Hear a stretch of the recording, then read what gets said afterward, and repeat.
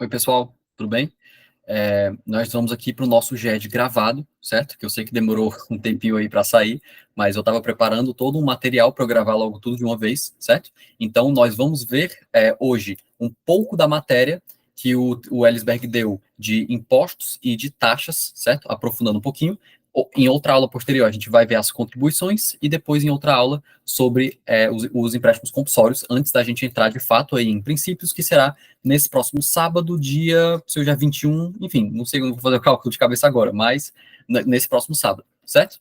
Imagino que quem deve estar vendo essa aula é o povo agora do Noite AB, certo? Que é o povo que realmente faz prova tradicional para AV2, mas pode também estar assistindo o povo do Tarde F e do Noite CD, aí perto de época de AV3, certo? Eu só estou fazendo essa aula gravada aqui para vocês, para que vocês não fiquem sem conteúdo aí antes da prova tradicional de vocês da AV2. Como eu estou reparando aqui que a câmera está um pouco ruim e picotada, eu acho que deve ser por conta da internet, eu vou desligar ela, certo? Para que não atrapalhe vocês durante a explicação, porque eu sei que o áudio da minha boca fica atrasado, tá? Então, eu vou desligar aqui para vocês, eu vou abrir aqui o link. E estamos aqui agora, então, com o nosso sétimo GED, certo? O último que eu dei realmente de matéria foi o GED 3, tá certo? Então tivemos aí o 4, o 5 e o 6 como um formato de tira dúvidas para as pessoas participando do projeto de extensão, ou seja, as pessoas do Tarde F e do Noite CD, tá? Mas esse é o nosso sétimo GED no formato gravado, tá? Só para quem não assistiu ao vídeo ou quem não esteve presente no GED passado, eu vou dar um breve resumo do que a gente viu. Nessa época, a gente estava vendo um pouco sobre a classificação dos tributos, certo? A gente dividiu os tributos aí em 4 classificações para que a gente pudesse, então, para que eu pudesse, no caso, introduzi-los a vocês. A gente primeiro dividiu quanto à espécie, tá? Tendo aí o imposto, a taxa, as contribuições de melhoria, as contribuições especiais e os empréstimos compulsórios, tá? Lembrando que o imposto é aquele que não é vinculado a nenhuma atividade estatal, ok? A taxa é uma contraprestação a um serviço público, muito como comprar uma água numa banca, certo? A administração pública, digamos, realiza um serviço para mim e eu apenas dou o valor a ser pago por esse serviço para ele, certo? As contribuições de melhoria, então, cobradas em decorrência da valorização de imóveis por obras públicas, certo? As contribuições especiais, que servem para financiar atividades estatais não devidamente realizadas pelo Estado, mas que ajudam para a sociedade em geral, como o exemplo que eu dei do Senai e do Senac, certo? E os empréstimos compulsórios, que de todos esses 5, ele é o único que promete aí um retorno. Ele é cobrado em época de calamidade pública ou no acontecimento de alguma guerra, certo? Eu quero que nunca aconteça, mas se acontecer, os empréstimos compulsórios existem exatamente para isso, certo? Então, essa é a classificação dos tributos quanto à espécie. Quanto à vinculação, vimos aqueles vinculados e aqueles não vinculados, que estão, no caso, os vinculados estão ligados a uma atividade estatal e os não vinculados não estão ligados a uma atividade estatal. Quanto à competência, existem tributos de competência federal, estadual e municipal. Federal, digamos aí, o IPI, Imposto sobre Produto Industrializado, estadual, o IPVA, e municipal, podemos ver aí o IPTU. Quanto à função, vimos que existem os tributos que são fiscais, certo? São aqueles como o imposto, por exemplo, que não tem nenhum intuito a mais do que arrecadar aos cofres públicos, aqueles extrafiscais que são aplicados pelo ente tributante para intervir na economia, e aqueles parafiscais, como foi o exemplo que eu dei das contribuições especiais, certo? Que são aqueles usados para financiar uma atividade não prestada pelo Estado, certo? Tudo isso que eu acabei de falar está de forma bem mais detalhada na aula anterior a essa, que foi nosso GED 3, tá? Ele está aí no nosso canal. Mas hoje nós vamos entrar um pouco mais nesses tipos de tributos, certo? Mais especificamente nos impostos e nas taxas, tá certo? A gente vai se aprofundar um pouco. No artigo 16 do Código Tributário Nacional, ele fala sobre algo que a gente já sabe, que o imposto é um tributo cuja obrigação tem por fato gerador uma situação independente de qualquer atividade estatal específica relativa ao contribuinte. O que é exatamente essa independência de qualquer atividade estatal específica? Essa coisa que a gente viu do quanto à vinculação. O imposto, ele é um tipo de tributo que ele é não vinculado. Não precisa que o Estado ele preste ou realize nenhuma atividade para que o imposto seja cobrado. A gente paga o imposto para que ele tenha dinheiro nos seus cofres públicos, e não por outra coisa, como ocorre, por exemplo, com a taxa, que é uma contraprestação direta a um serviço público.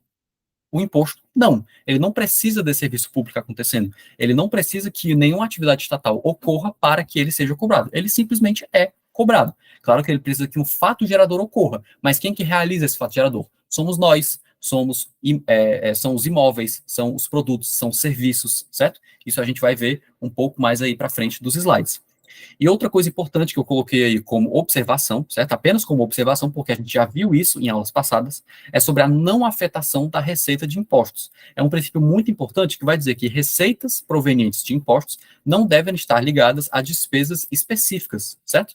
É o exemplo daquela frase que a gente já ouviu, com certeza, algum familiar falar. Ah, eu pago tão caro de IPVA, mas mesmo assim as ruas são esburacadas, certo? O que ele está querendo dizer com isso é que IPVA você paga para ter seu veículo. E as ruas são esburacadas, assim, estragando o seu veículo. Não faria sentido você pagar IPVA e não ter uma rua boa na sua casa. Mas não é exatamente assim que funciona, certo? A receita de impostos, ou seja, o que o Estado recebe de impostos, eles não estão ligados a despesas específicas como o conserto de ruas. Eles simplesmente vão para cofres públicos. E é basicamente isso, certo? Eu pago um imposto não para que o Estado pegue isso e jogue diretamente para o conserto de rua. No Estado nunca que ele vai lançar um imposto dizendo assim, ó, gente, esse imposto aqui que vocês estão pagando vai ser especificamente para o conserto das ruas ali do bairro Aldeota. Ele nunca vai dizer isso, porque os impostos, é porque existe esse princípio da não afetação da receita de impostos, certo? Eles existem simplesmente para arrecadar para cofres públicos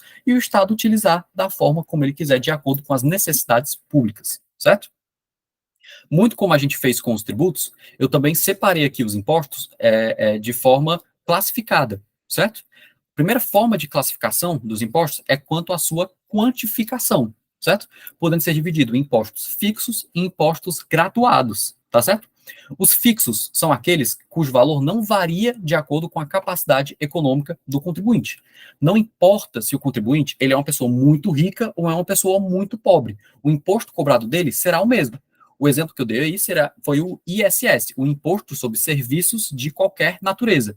Não importa se o contribuinte ele é um médico que está prestando um serviço ou se ele é, digamos, um diarista que está prestando ali o serviço dele. Não importa se ele está cobrando 10 mil por um serviço ou se ele está cobrando 100 reais por um serviço. A alíquota desse serviço vai ser a mesma, que, digamos, aí é 7%, certo? Em cima desses 10 mil ou em cima aí desses 100 reais. Tá ok? Então não depende da capacidade econômica do contribuinte, ele sempre vai ser o mesmo, tá certo? Diferente dos impostos graduados, são aqueles que eles vão variar de fato proporcionalmente à capacidade econômica do contribuinte. Eu coloquei que à medida que a renda do contribuinte aumenta, o valor do imposto também aumenta. O imposto mais clássico que eu consigo pensar aí é o de renda, é o imposto de renda, o famoso IR, certo? Imposto aí federal. É aquele em que, assim, se a pessoa ela recebe um salário mínimo por mês, quanto que ela vai pagar de imposto de renda? 0%. Ela não paga nada. Se eu não me engano, até 2 salários mínimos, você não paga nada de imposto de renda. Já se você recebe 30 mil reais por mês, quanto que você vai pagar de imposto de renda? 27%. Então, percebeu que à medida que a renda aumentou, o valor do imposto também aumentou. Esses são os impostos graduados, certo? Outro exemplo que eu posso dar aí é o IPTU. O IPTU ele vai variar de acordo com o metro quadrado do imóvel, ele vai variar de acordo com o valor do imóvel, certo? Então, assim, quanto maior o valor do metro quadrado desse imóvel, quanto maior o tamanho desse imóvel, o valor desse imóvel de mercado, ou valor venal, maior será esse imposto de IPTU, certo? Então, o imposto de IPTU podemos dizer que é um imposto graduado, quanto aí à quantificação, certo? O próximo tipo de classificação é quanto à incidência. Teremos impostos diretos e impostos indiretos, certo? Os diretos, eles incidem diretamente, sobre pena de ser redundante aí, sobre o patrimônio de quem praticou o fato gerador. Então, assim, no imposto de renda, certo? Imposto de renda é um imposto cobrado em cima da minha renda.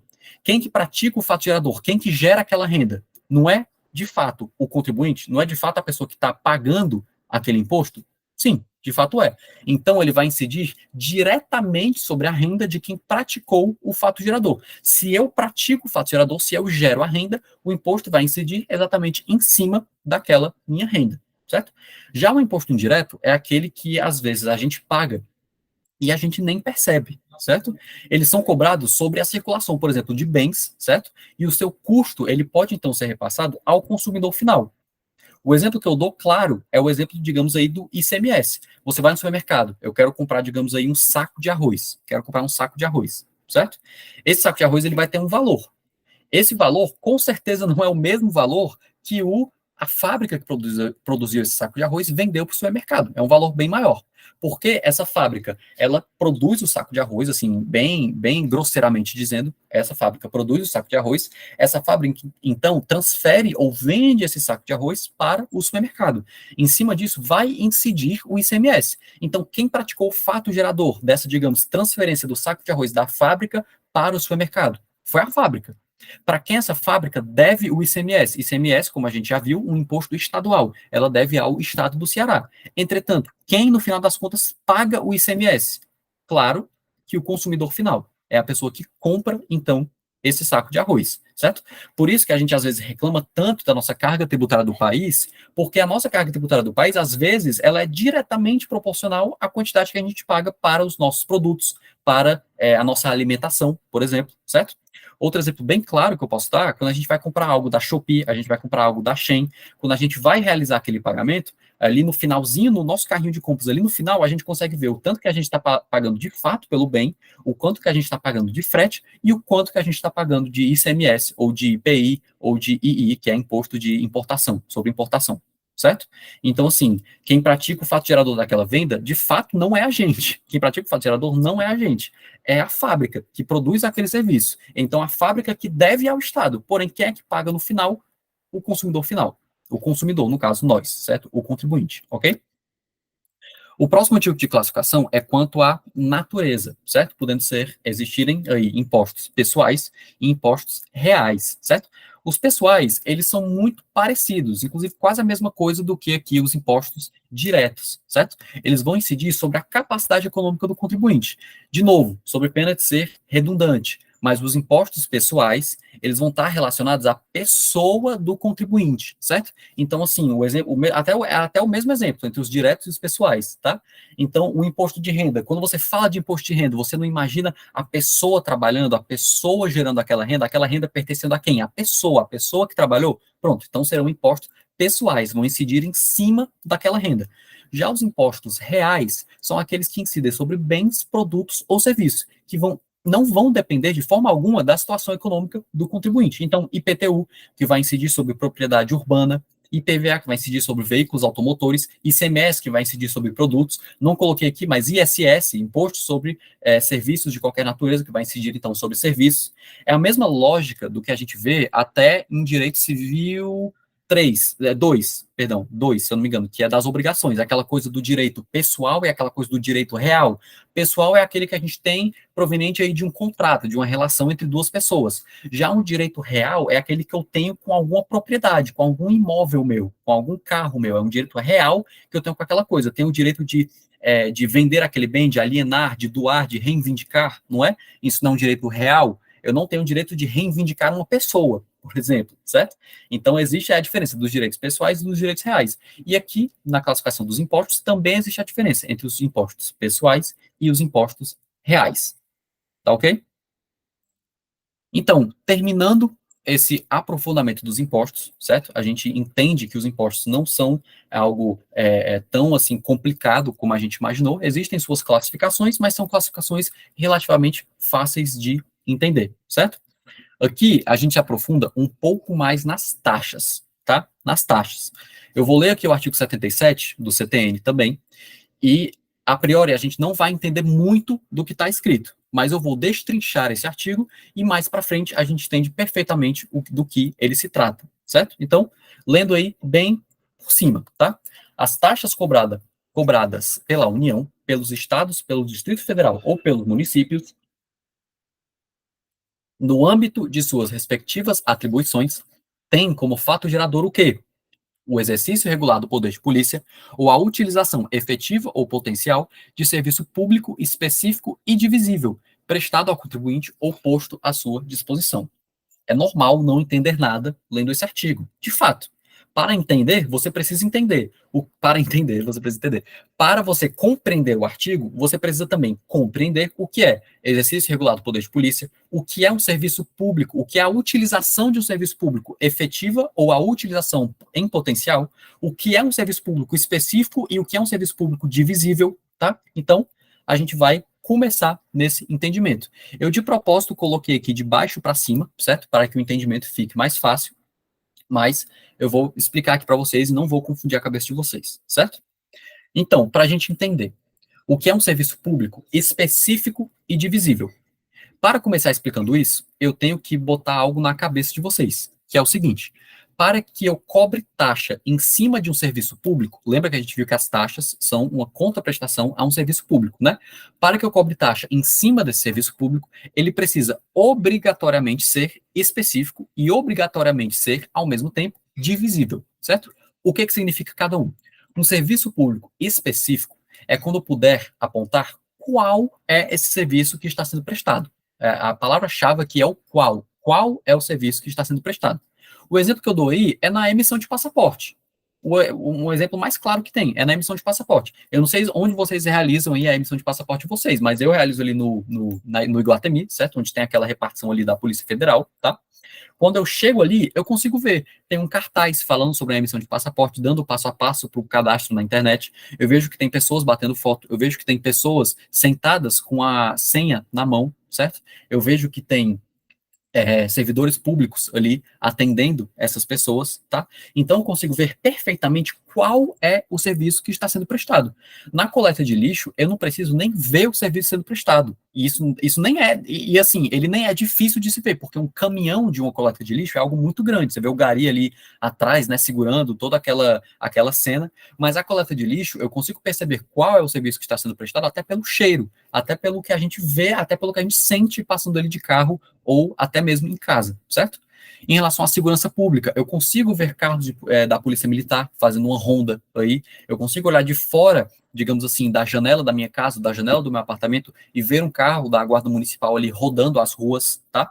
Para que, então, eu possa, digamos assim, me sentir seguro. Então, eu consigo entender, eu consigo ver qual é o serviço que está sendo prestado, tá? Isso é um serviço público específico. Já um serviço público divisível é quando eu conseguir determinar quem é o beneficiado desse serviço. Quando eu conseguir ver quem está sendo beneficiado dele. No exemplo aí da emissão de passaporte, eu vou ali na Polícia Federal. Eu consigo contar até com o dedo quantas pessoas estão ali esperando a senha, quantas pessoas estão sendo atendidas. Imagine um computador que consegue contar muito melhor do que eu, que é muito mais eficaz do que eu, certo? Com certeza ele consegue ver quem será o beneficiado desse serviço e calcular a taxa em cima disso, certo? Já uma coisa importante de saber, a segurança pública, não. A segurança pública não é um serviço público divisível. Ele pode ser um serviço público específico, mas ele não é um serviço público divisível. Por quê? Por que ele é específico? Nós já vimos. Segurança pública, eu consigo ver esse serviço sendo prestado. É um carro de polícia, é um carro da Guarda Municipal, ele rodando, certo? Nas ruas. Já ele não é divisível. Eu não consigo exatamente determinar quem é o beneficiado por esse serviço. Por quê? Porque o benefício desse serviço, ele é coletivo, ele é para toda a população ao mesmo tempo, certo? Eu não calculo, digamos assim, o benefício desse serviço dizendo assim, eu fui para Beira-Mar com a minha amiga Joana. Eu, Caleb, certo? Não fui assaltado na Beira-Mar e a minha amiga Joana foi assaltada na Beira-Mar. Quer dizer que, então, eu usufruí do serviço público de segurança e ela não usufruiu do serviço público de segurança? Não é exatamente assim. Ambos, ao mesmo tempo, eles se beneficiam da segurança pública, certo? A gente consegue ver até por uma questão de estatística. Em bairros em que a segurança pública será menor, a criminalidade será maior. Em bairros em bairros ou países, estados em que a segurança pública ela é maior, a criminalidade então será menor, tá? É algo, digamos assim, diretamente proporcional, aquela lógica da matemática, certo? Então, quer dizer, então, que a segurança pública, por ele não ser um serviço público divisível, eu não posso cobrar taxa em cima dele? Exatamente. Quer dizer, então, que a gente não paga a segurança pública aqui na nossa cidade?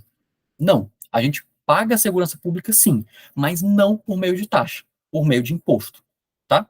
Então, vimos que para que consigamos, né, cobrar taxa em cima de algum serviço público, este serviço público deve ser específico e esse serviço público deve ser divisível, tá?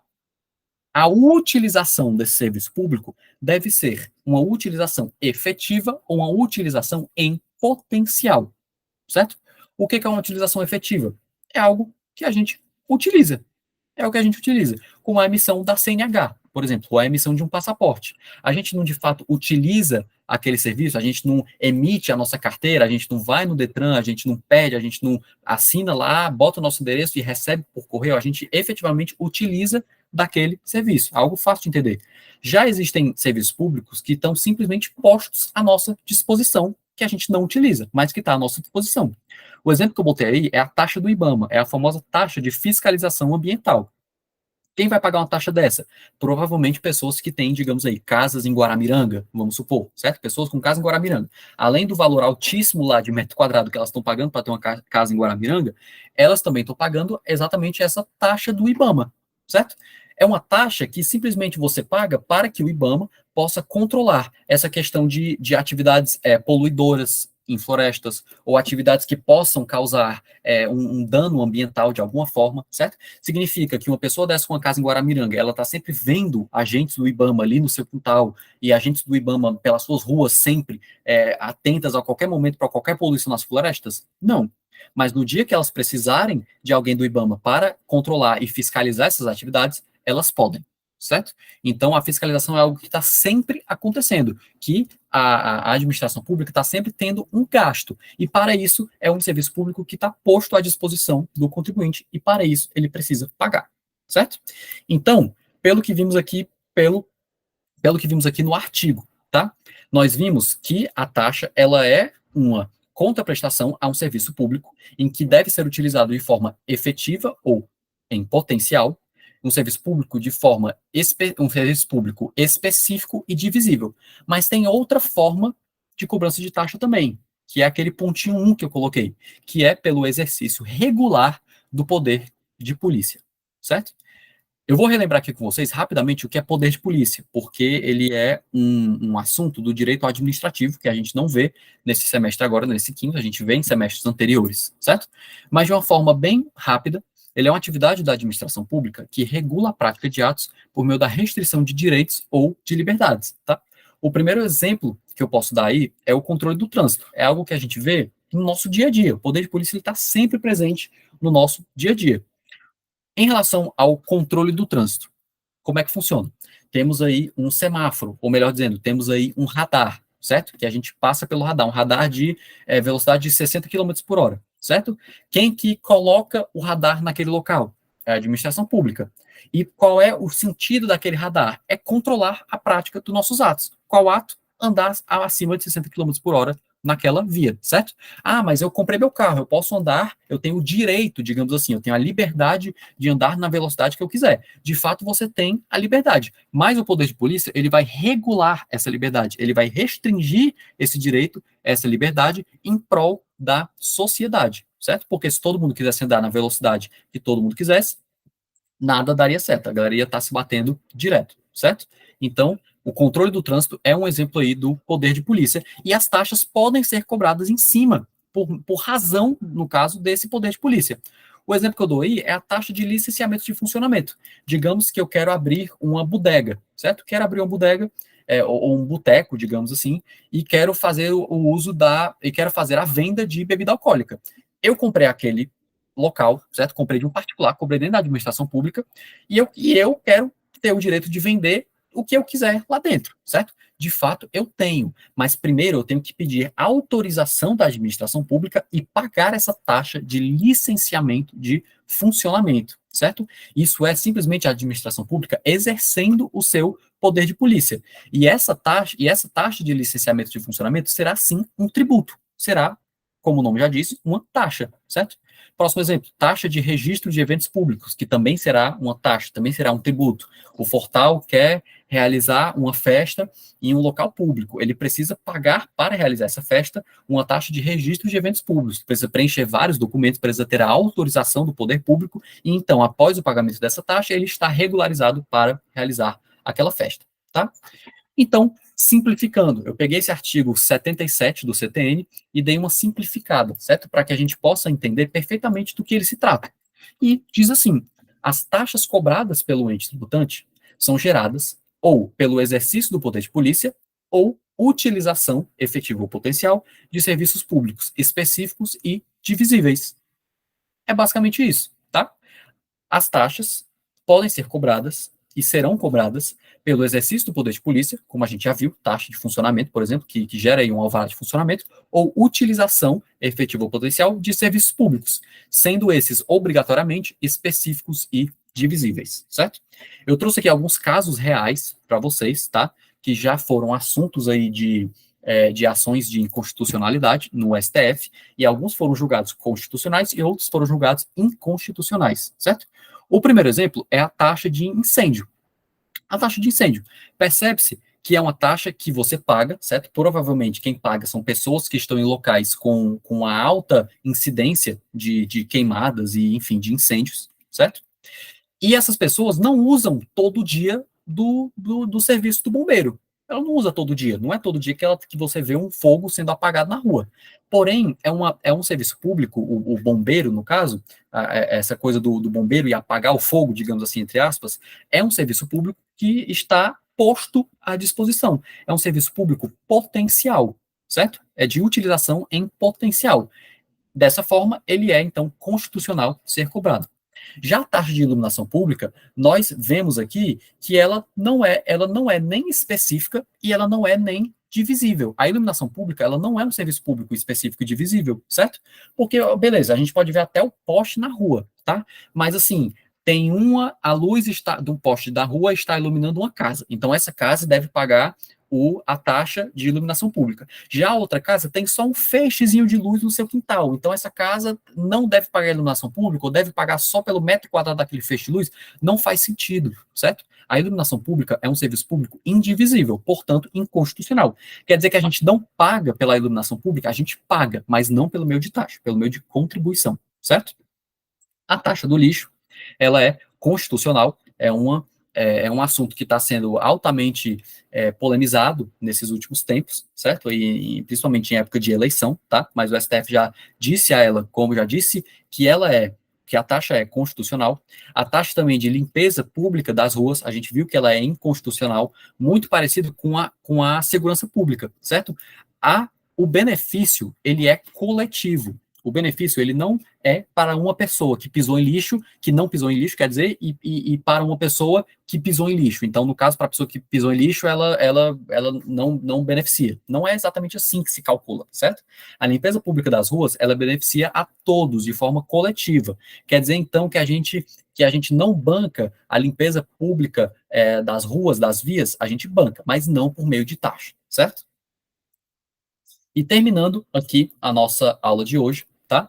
A gente vai ver um pouquinho só sobre a diferença entre a taxa e o preço público. O preço público é um termo muito utilizado em concursos e em prova da OAB, certo? E a gente precisa entender um pouco qual é a diferença entre esses dois. E é uma diferença muito fácil de se entender, certo? Eles diferem quanto à obrigatoriedade do seu pagamento. Enquanto a taxa ela é cobrada por uma obrigação legal, se eu uso aquele serviço público, eu preciso pagar por ele, já o preço público ele tem um pagamento facultativo.